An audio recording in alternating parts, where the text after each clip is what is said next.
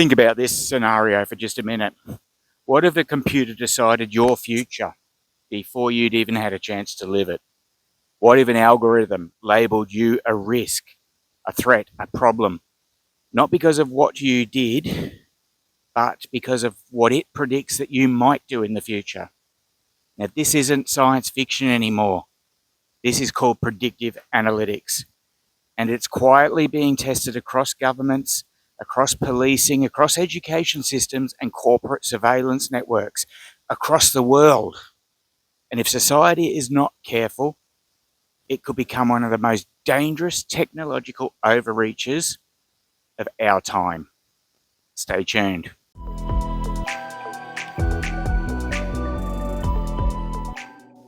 Welcome to Voice in the Wilderness Australia. I'm Brian, and today I'm going to be discussing with you what I said in the title, predictive analytics. And to start with, I want to just sort of go into what predictive analytics actually is. In a nutshell, it's a form of artificial intelligence that analyzes massive amounts of data, including just little bit extras like your behaviour, your history, your online footprint, your local patterns in your neighbourhood, in your city, even your associations and everything about those people too.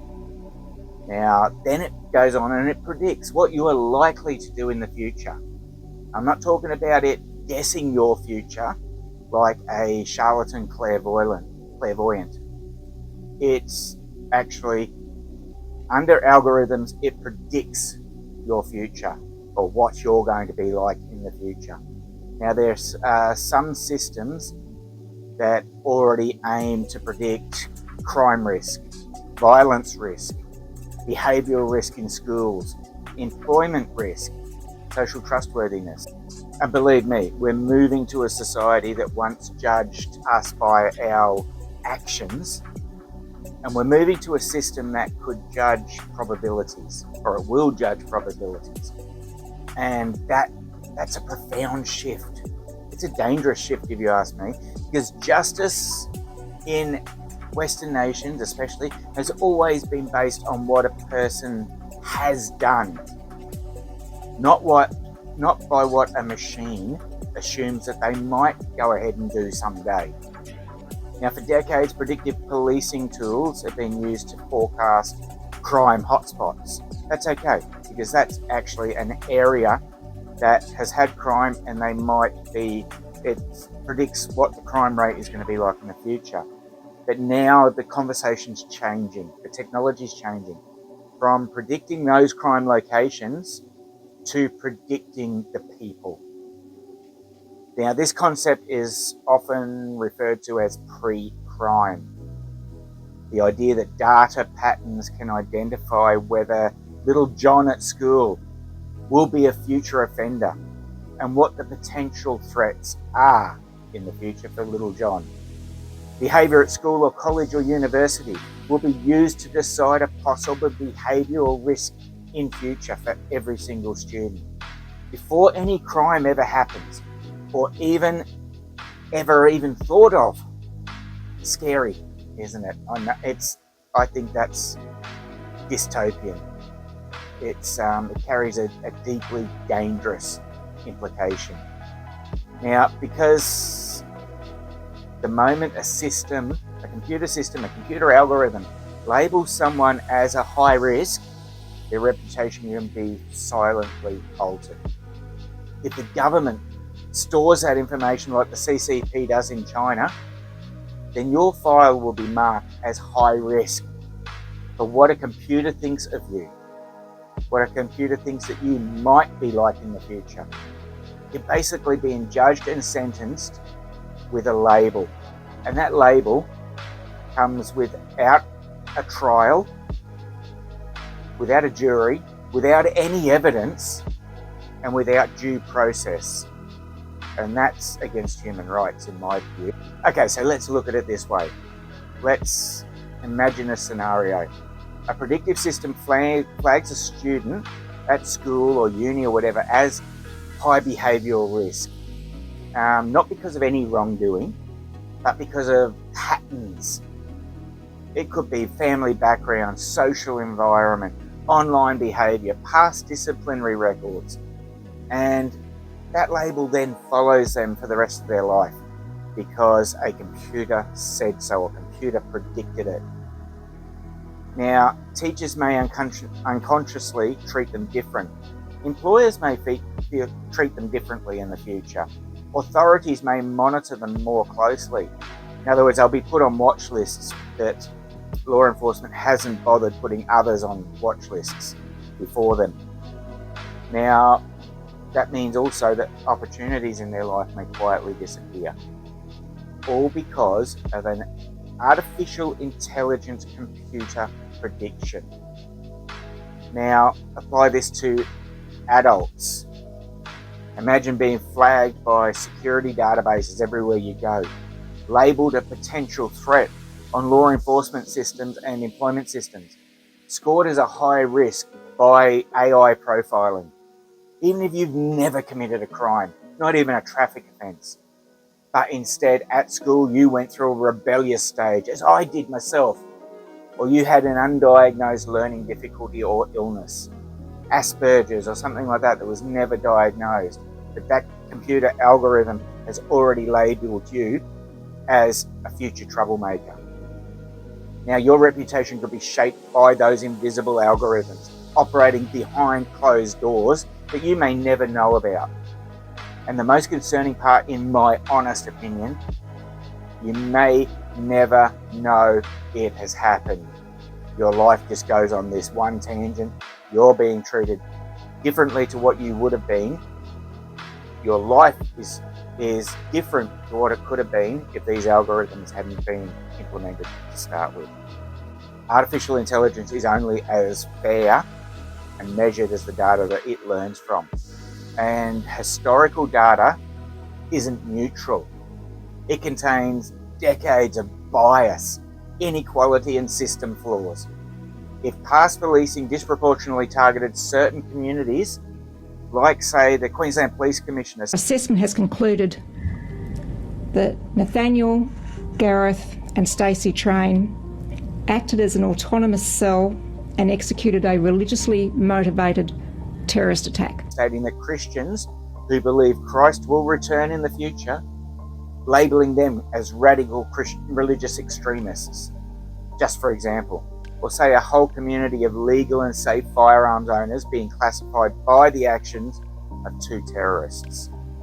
That is the sort of danger we're looking at. That's the decades of bias and inequality and the system flaws, because it all comes down to what a computer thinks.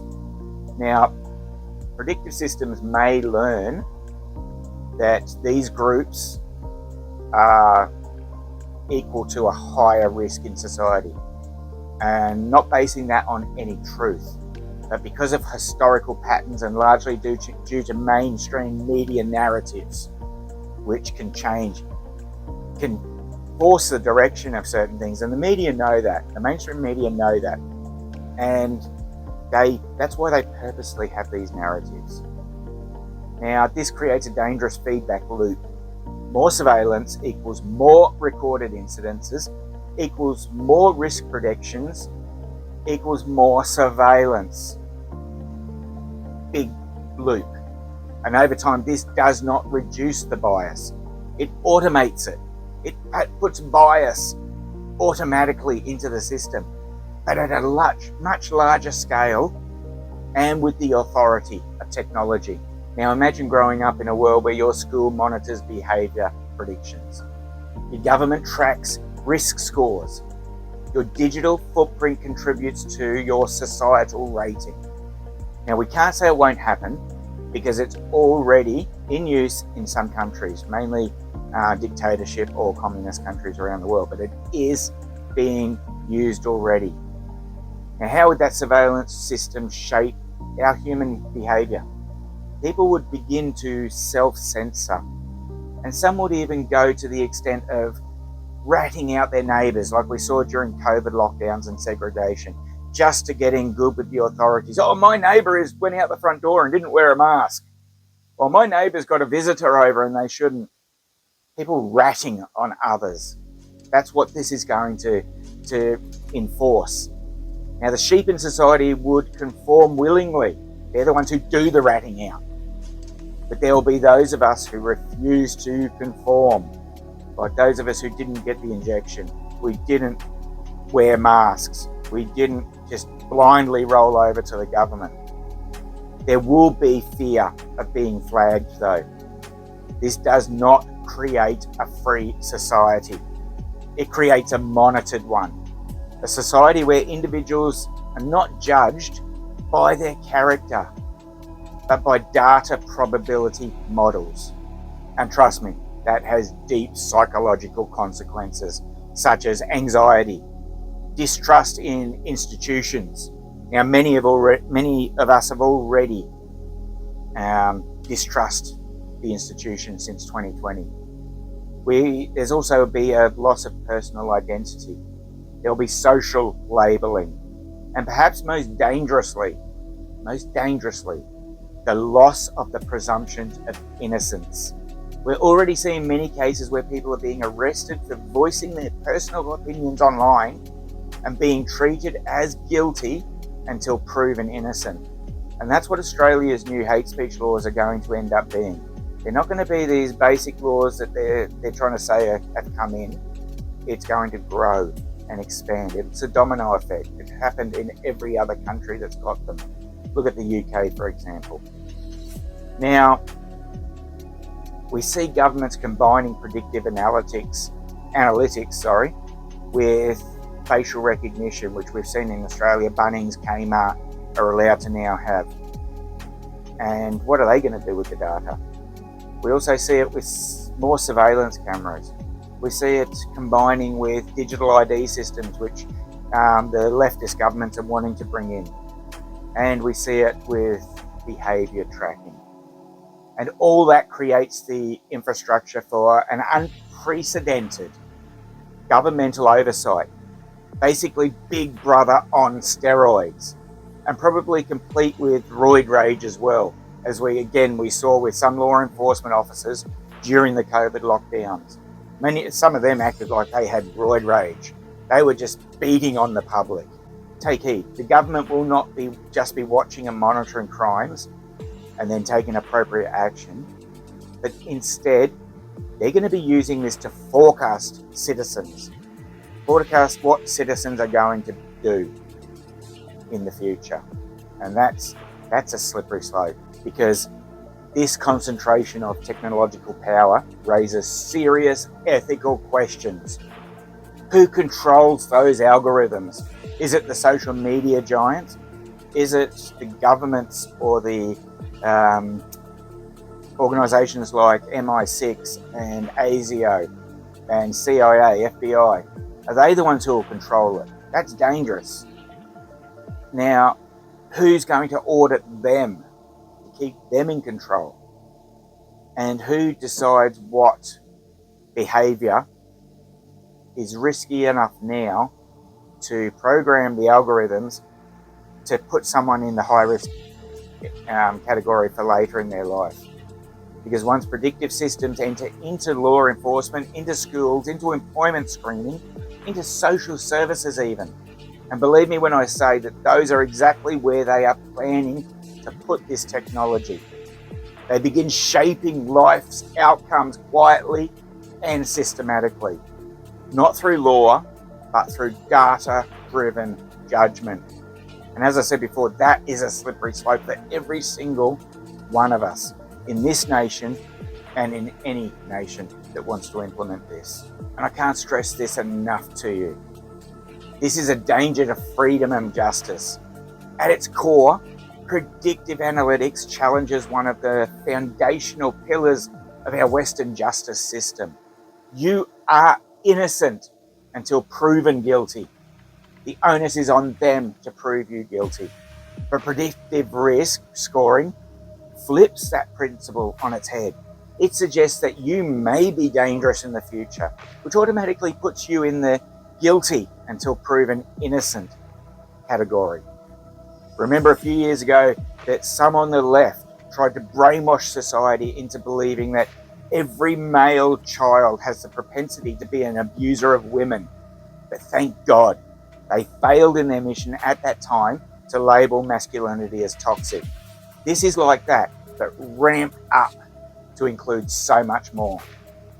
That's not justice. That is probabilistic suspicion. And history has shown that whenever societies begin categorizing citizens by perceived future risk, our civil liberties just erode.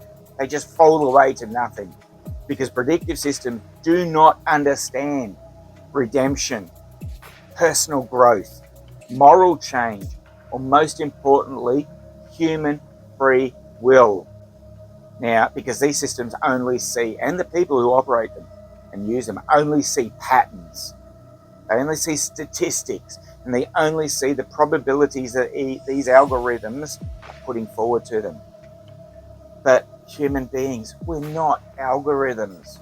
We're flesh and blood. We have a brain up here that we can decide where we want to go.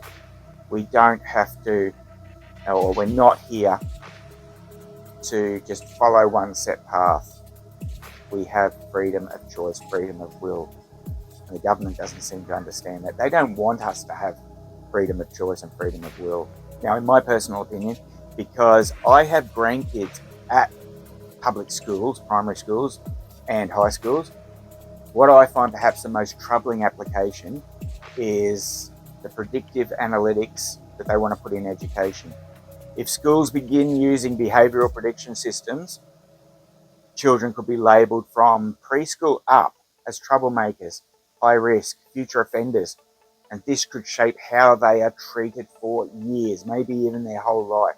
We're already seeing kids threatened with expulsion and suspension and things like that if they don't follow the education system's norm of accepting the lies that some people use as their pronouns. Some kids do believe and know that biological reality is biological reality, and they won't conform and they won't tell people a lie just because that person wants them to perpetuate that lie. They won't do it, but they're getting treated badly already. Now, a child's reputation under this system could be algorithmically determined before they even reach adulthood, sometimes before they even reach their teens.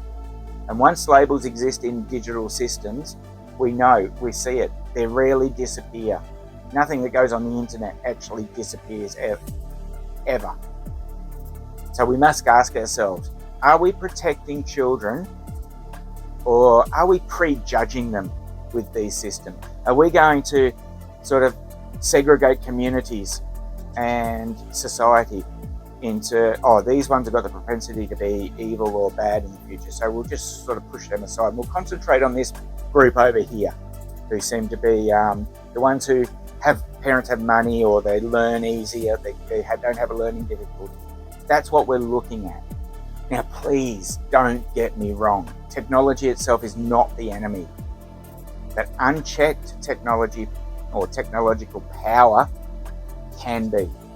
Predictive analytics may be marketed as safety, as efficiency, as crime prevention, and as they love to say, in our best interest. It's going to be good for us, but it won't. Because without strict ethical boundaries, transparency, and accountability, it risks becoming a tool of societal control rather than protection. It becomes a system where your data predicts your destiny. Your reputation is shaped by a computer's algorithms, and your future is judged before it even unfolds. Your kid's future is a judged, jury, and executioner before they're even teenagers or young adults. That's not progress. That is preemptive judgment. And a just society must never allow probability to replace truth, or prediction to replace evidence on that fact as well. Because once we accept a world where machines decide who we might become, we risk losing the very foundation of freedom itself. And just as a quick side note to this, those in authority are already talking about using AI juries in trials instead of human juries, because they want to remove the emotional human juries and to get rid of the emotional human element. But that also removes the empathy, the sympathy, and the anger that people can feel about these crimes that have been committed, or about the injustices from the governments that have been inflicted on people. Now, that can be dangerous and detrimental to both sides, both the accused and the victims. And we can't allow that in our justice systems. Do we really want a computer to decide if a person gets the death penalty in countries that have that, or a life sentence based on evidence that we all know can be fabricated very easily by law enforcement? And now we must address an even more uncomfortable question about this. Not just how predictive analytics could be used, but how it could be misused by those in power. Because throughout history, powerful systems are rarely neutral. They're shaped by whoever controls them. And predictive analytics, by its very nature, gives enormous power to institutions, governments, and ideological bodies that control the data, the models, and the interpretation of what risk is. Just stop and think about a system that quietly categorizes citizens, either low risk, moderate risk, or high risk. Now imagine that system operating under a political climate where certain views, behaviours, or beliefs are increasingly labelled as problematic or extreme. Like we're seeing now, where you can't even have an opinion and voice that opinion on certain religious ideologies or on certain minority groups in society. You can't have opinions on that. They're already controlling. The danger is not just technological, it's ideological. And the left love that. They're going to love an ideological penalisation system. Because one, predictive analytics is framed as public safety, community protection, or social stability, it becomes far easier to justify deeper monitoring of specific individuals or groups under the banner of acting in society's best interests. What I said before, it's for your best interest. They told us that during COVID about the vaccine, and look how many people are dropping off the twig now because of that. Now, in such a system, a person that's flagged as a potential future risk could face increased surveillance, whether it be physical surveillance, more than likely digital surveillance everywhere you go. These facial recognitions, you go into Bunnings or you go into Kmart, the facial recognition software will pick you up and it'll automatically flag to the law enforcement or the security operation centres for the countries, for the nations, that's where you are at that point in time. That's what you're doing. Now, it also causes reputational damage. It will cause social exclusion because you can guarantee that data won't stay safe. Nothing online ever stays safe. And it's all because of not because you've been proven of doing any wrongdoing, but because an algorithm suggested that you might become a concern. So you get watched everywhere where there's an FRC, a facial recognition camera. Now this creates a powerful tool that could be quietly weaponized, not necessarily through open oppression, but through subtle administrative pressure, denied opportunities in your